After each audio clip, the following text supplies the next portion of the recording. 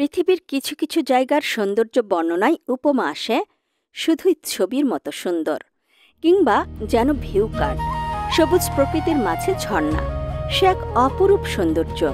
বর্ষায় এর রূপ যেন হয়ে ওঠে আরও দৃষ্টিনন্দন, কারণ বর্ষা যেন এর রূপের পূর্ণতা দান করে, আর সবুজ যেন এর চারপাশের প্রকৃতিকে আরও মায়াময় করে তোলে।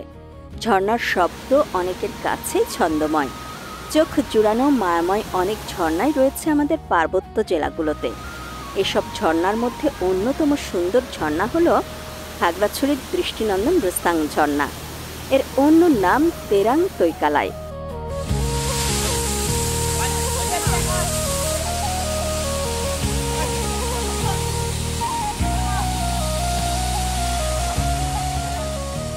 রিসাং ঝর্ণা শব্দটি খাগড়াছড়ির মারমা সম্প্রদায়ের ভাষা থেকে এসেছে। মারমা ভাষায় রি শব্দের অর্থ পানি এবং ছাং শব্দের অর্থ কোনো কিছু থেকে লাফিয়ে পড়া। অর্থাৎ রিসাং এর বঙ্গানুবাদ করা হলে উঁচু স্থান থেকে জলরাশি লাফিয়ে পড়াকে বোঝাবে। প্রকৃতি এই রিসাং ঝর্ণার চারপাশের পরিবেশ এমন সব সৌন্দর্যে পরিপূর্ণ করে রেখেছে যা দেখে পর্যটকদের নয়ন ভরে যায়। এই ঝর্ণা দর্শনীয় স্থান হিসেবে অত্যন্ত আকর্ষণীয়। নিজের চোখে না দেখলে এর সৌন্দর্য বিশ্লেষণ করা যায় না। খাগড়াছড়ি শহর হতে চাঁদের গাড়ি বা পাবলিক বাসে করে যেতে হবে আলুটিলা পর্যটন কেন্দ্রে। সেখান থেকে হেঁটে কিংবা মোটর বাইকে করে যেতে হবে সরাসরি রিস্তাং ঝর্ণায়। হেঁটে ঝর্ণাতে পৌঁছাতে সময় লাগবে ৪৫ থেকে ৫০ মিনিটের মতো।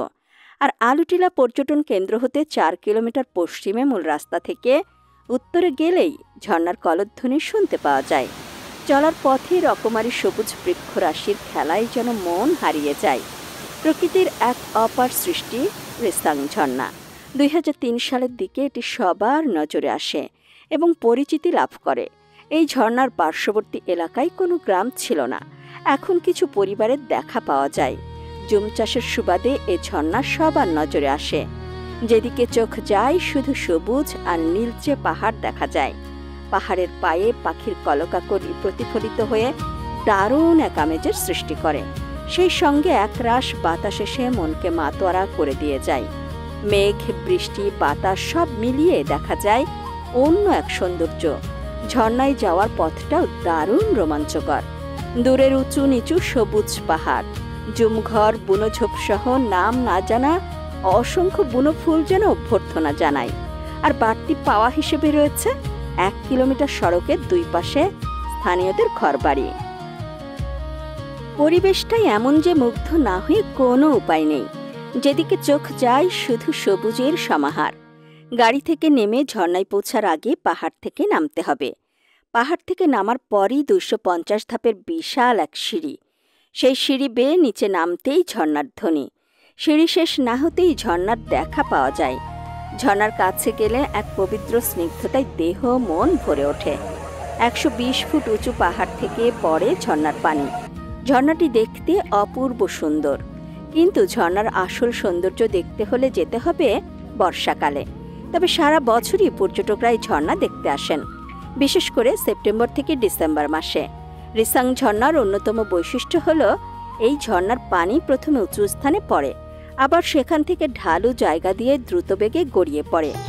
এমন মনোরম দৃশ্য যেন অন্য জগতে নিয়ে যায়, যা ঘন্টার পর ঘন্টা উপভোগ করার মতো।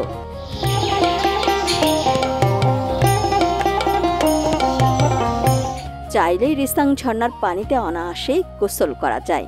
তবে ঝর্ণার বেশি কাছাকাছি গেলে খুব সাবধানে যেতে হবে, কারণ তা অত্যধিক পিচ্ছিল। খাবারের জন্য শহরের শাপলা চত্বর এবং বাসস্ট্যান্ড এলাকায় বেশ কিছু রেস্টুরেন্ট রয়েছে। জেলা শহরে রাত্রি যাপনের জন্য বিভিন্ন মানের আবাসিক হোটেলের ব্যবস্থা রয়েছে। দরদাম করে নিজের পছন্দমতো হোটেলে রাত্রি যাপন করা যায়। বর্তমানে রিসাং ঝর্ণা খাগড়াছড়ি জেলা পরিষদের তত্ত্বাবধানে রয়েছে। এই ঝর্ণার সার্বিক সংরক্ষণ ও পর্যবেক্ষণের জন্য কোনো লোক নিয়োগ করা হয়নি এখনও। তবে এর উন্নয়নের জন্য জেলা পরিষদ থেকে সিঁড়ি তৈরি করা হয়েছে, যাতে ভ্রমণকারীরা সহজে রিসাং ঝর্ণায় পৌঁছতে পারেন। ঝর্ণাটি দেখতে তাই প্রতি বছর হাজার হাজার পর্যটক এখানে ছুটে আসেন।